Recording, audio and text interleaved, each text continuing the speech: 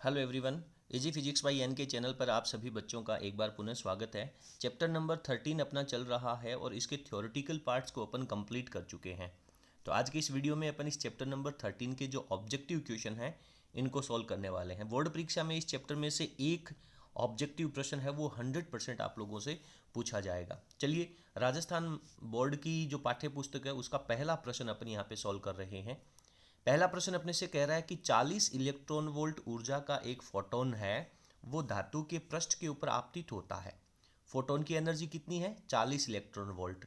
इसके कारण 37.5 electron volt गतिज ऊर्जा वाला इलेक्ट्रॉन उत्सर्जित होता है। आप लोगों ने आइंस्टीन का प्रकाश विद्युत समीकरण पढ़ा है। आइंस्टीन का प्रकाश विद्युत समीकरण क्या कहता है कि आने वाली जो टोटल एनर्जी है वो दो कार्यों के अंदर कन्वर्ट होती है। एक होती है इलेक्ट्रॉन की गतिज ऊर्जा के अंदर, और पहला जो पार्ट होता है वो धातु के पृष्ठ से इलेक्ट्रॉन को निकालने वाला जो कार्यफलन है उसके रूप में। बाकी की शेष गति जो ऊर्जा होगी वो गतिज ऊर्जा के रूप में जाएगी। तो क्वेश्चन ये कह रहा है कि धातु के पृष्ठ का कार्यफलन कितना होगा।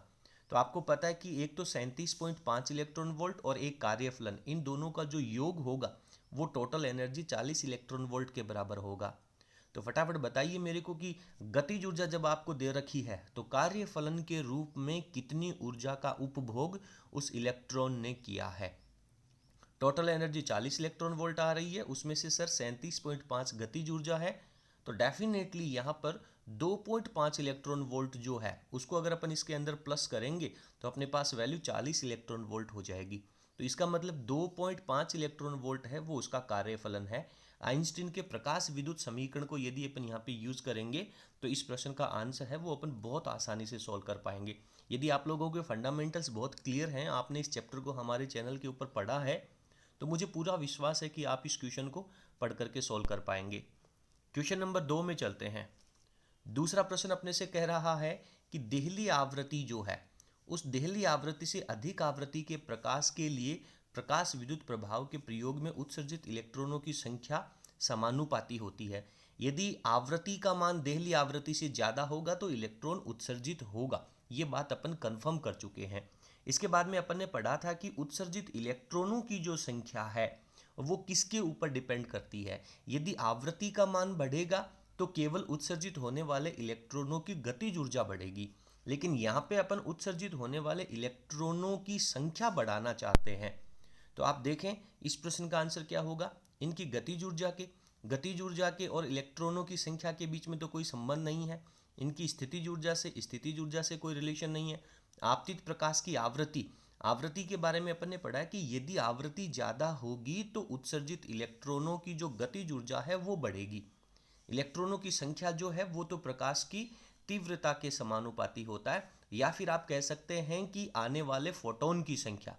क्लियर है? यदि फोटॉन्स की संख्या ज़्यादा होगी तो उत्सर्जित होने वाले इलेक्ट्रॉनों की संख्या भी ज़्यादा होगी। तो इस प्रश्न का जो अंतिम ऑप्शन है उसको पढ़ते हैं, धातु के पृष्ठ पर आपतित फोटोन की संख्या के। तो डेफिनेटली फोटोन की संख्या जितनी ज़्यादा होगी उतने ही इलेक्ट्रॉनों की संख्या ज़्यादा उत्सर्जित होगी। तो ये जो प्रश्न है वो भी अपन बहुत इजीली यहाँ पे सॉल्व कर पाते हैं। अगले क्वेश्चन पे चलते हैं। ये जो क्वेश्चन है ये बहुत महत्वपूर्ण है। बोर्ड परीक्षा में बड़े प्रश्न के रूप में या न्यूमेरिकल के रूप में भी पूछा जा सकता है। देखिए क्या कहता है। किसी प्रकाश पुंज ए के फोटोन की ऊर्जा, पहला कोई एक फोटोन का पैकेट आ रहा है जिसको अपन ने नाम ए दिया है, उसकी ऊर्जा है वो अन्य प्रकाश पुंज बी के फोटोन की ऊर्जा से दुगुनी है। यानी ए वाले फोटोन की जो एनर्जी है वो बी वाले फोटोन के पुंज से ज़्यादा है। तो जिसकी एनर्जी ज़्यादा है, आगे सवाल कह रहा है इनके संवेगों का अनुपात ज्ञात कीजिए।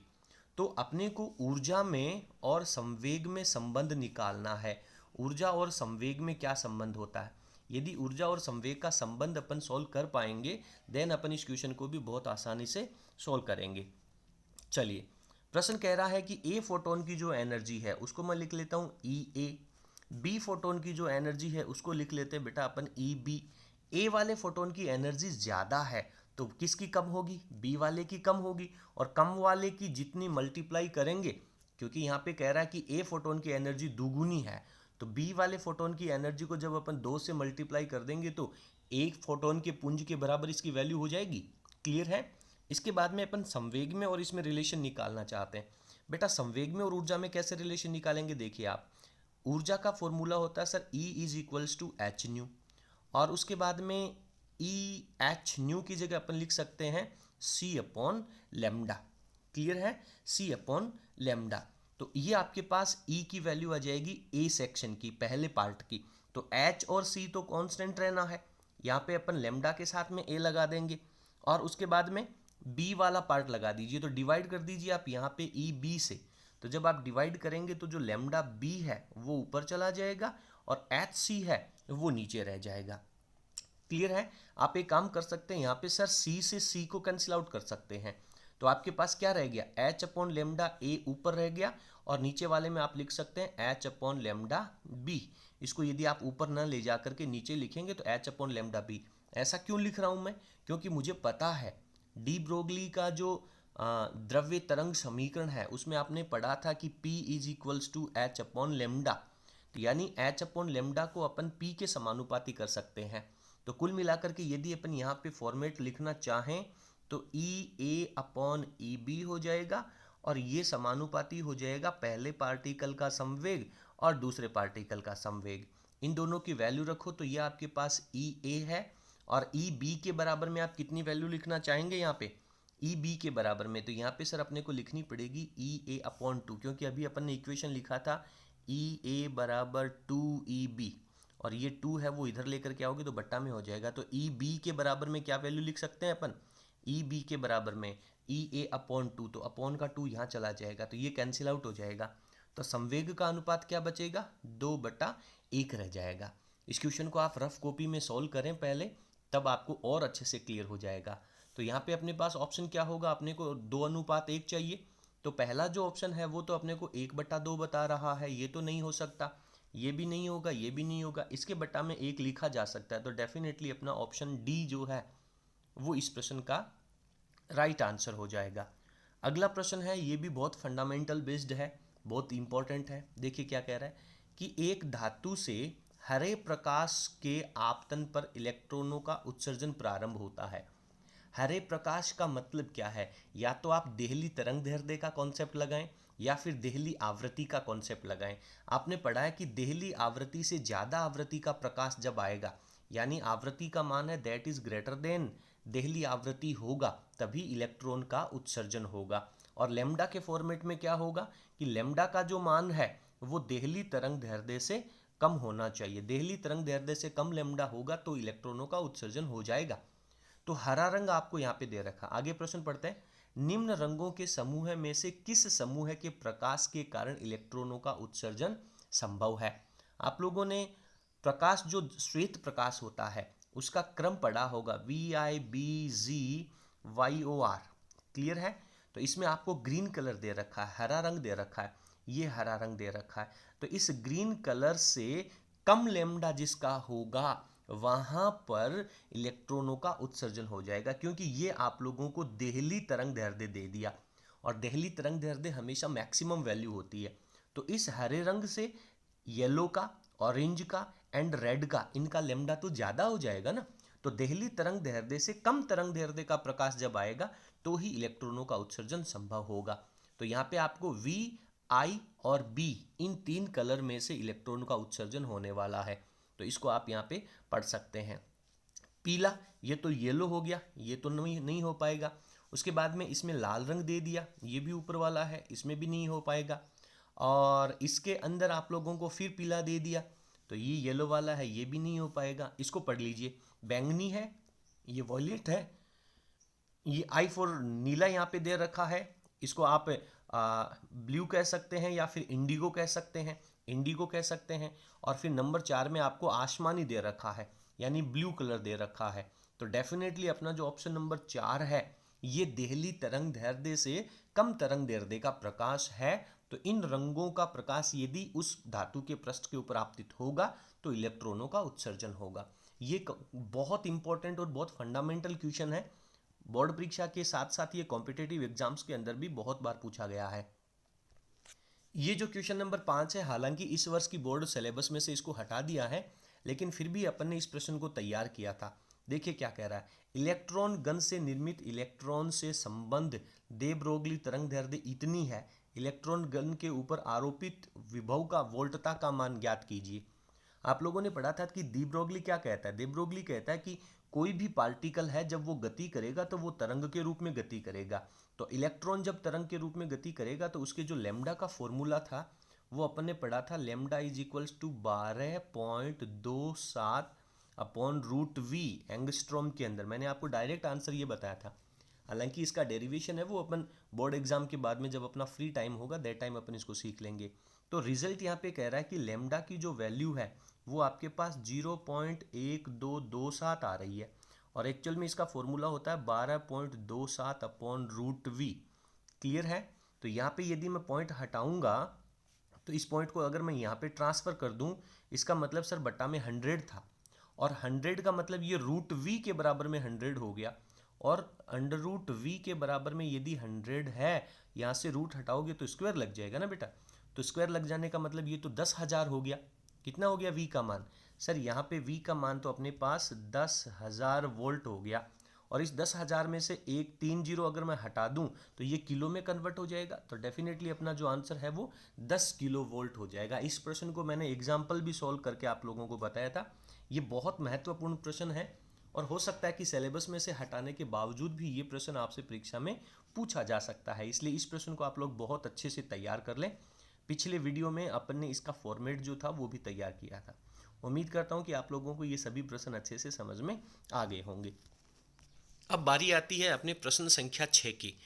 क्वेश्चन नंबर 6 अपन पढ़ते हैं। देखिए क्या कह रहा है। प्रश्न संख्या 6 अपने से कह रहा है कि यदि किसी अनापेक्षिकीय मुक्त इलेक्ट्रॉन की ऊर्जा को दुगुनी कर दी जाए, एनर्जी को डबल कर दिया जाए, यानी इलेक्ट्रॉन की एनर्जी को डबल कर लिया जाए, तो इससे संबंध द्रव्य तरंग की आवृत्ति जो है वो किस गुणक के रूप में परिवर्तित हो जाएगी। यानी आप लोगों को एनर्जी और आवृत्ति के बीच का रिलेशन पढ़ना है। क्या इनके बीच में समानुपाती होता है या व्युत्क्रमानुपाती होता है। तो यहाँ पे एनर्जी को डबल कर दिया गया है, तो देखते हैं कि अपन इसकी आवृत्ति पे क्या इफेक्ट पड़ेगा। तो फर्स्ट ऑफ ऑल अपने को ऊर्जा में और आवृत्ति में संबंध निकालना है। द्रव्य तरंगों के तरंग दैर्ध्य इक्वेशन के अंदर अपने पढ़ा था, हालांकि ये अपने सिलेबस में से रिड्यूस कर दिया गया है, हटा दिया गया है।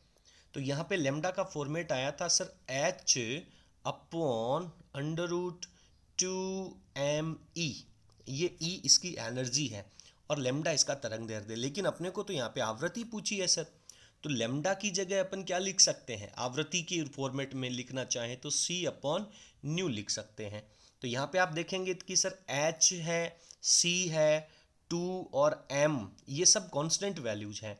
तो डायरेक्टली अगर अपन इसमें एनर्जी में और आवृत्ति में संबंध बनाएं तो आवृत्ति का जो मान है वो प्रोपोर्शनल टू रूट ई हो जाएगा। क्लियर है बेटा।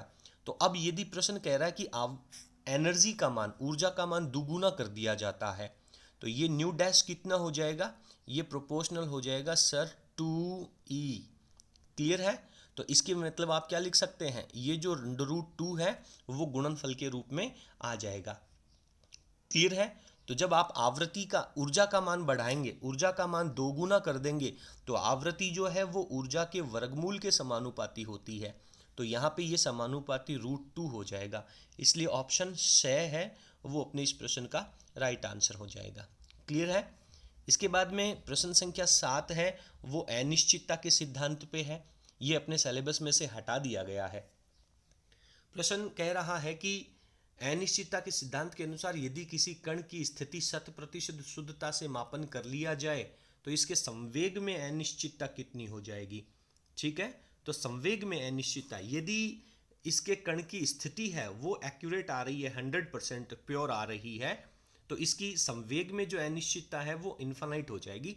अभी के लिए आप लोग बस इसको इतना सा पढ़ लें, बट फंडामेंटल अपन बाद में क्लियर करेंगे, तब आपको ये प्रश्न समझ में आने वाला है। चलिए प्रश्न संख्या 8वां पढ़ते हैं। डेविसन और जर्मर का जो प्रयोग है वो भी अपने सिलेबस में से हटा दिया गया है।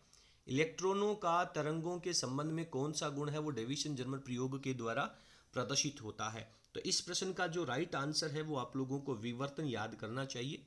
ये भी अपन डेरिवेशन जब पढ़ेंगे दैट टाइम आप लोगों को पता चल जाएगा। डेविसन जर्मर का जो एक्सपेरिमेंट है वो पहले जब सिलेबस में था दैट टाइम इसमें से 100% 1 नंबर का क्वेश्चन है वो बोर्ड परीक्षा में पूछा जाता था। ठीक है। लेकिन प्रकाश के विवर्तन की घटना के ऊपर ये डेविसन जर्मर का एक्सपेरिमेंट है, ये आधारित है। और डेविसन जर्मर का जो प्रयोग है, जो डी ब्रोगली ने द्रव्य तरंगों की परिकल्पना करी थी। डी ब्रोगली ने कहा था कि इलेक्ट्रॉन, प्रोटॉन, न्यूट्रॉन ये सारे के सारे पार्टिकल तरंग के रूप में गति करते हैं। तो डी ब्रोगली ने तो केवल थ्योरिटिकल बताया था, लेकिन डेविसन और जर्मर ने ये जो द्रव्य तरंगों का सिद्धांत है, इसका प्रैक्टिकल व्याख्या, प्रैक्टिकल प्रूफ दिया था। तो यहां से दो छोटे प्रश्न आपसे पहले पूछे जाते थे। पहला प्रश्न तो ये कि डेविसन जर्मर प्रयोग है, ये क्या काम करता है। तो अपने को लिखना होता था कि द्रव्य तरंगों की तरंग प्रकृति की प्रायोगिक व्याख्या करता है। या फिर इसका उल्टा भी पूछा जाता था कि द्रव्य तरंगों की तरंग प्रकृति की प्रायोगिक व्याख्या कौन सा एक्सपेरिमेंट करता है। दैट टाइम अपने को डेविसन और जर्मर प्रयोग लिखना होता था। दो प्रश्न ये हो गए और एक प्रश्न इसका ये होता है कि ये किस सिद्धांत पे आधारित है। तो विवर्तन की घटना के ऊपर आधारित है। क्लियर है। चलिए अगला प्रश्न संख्या 9 पढ़ते हैं।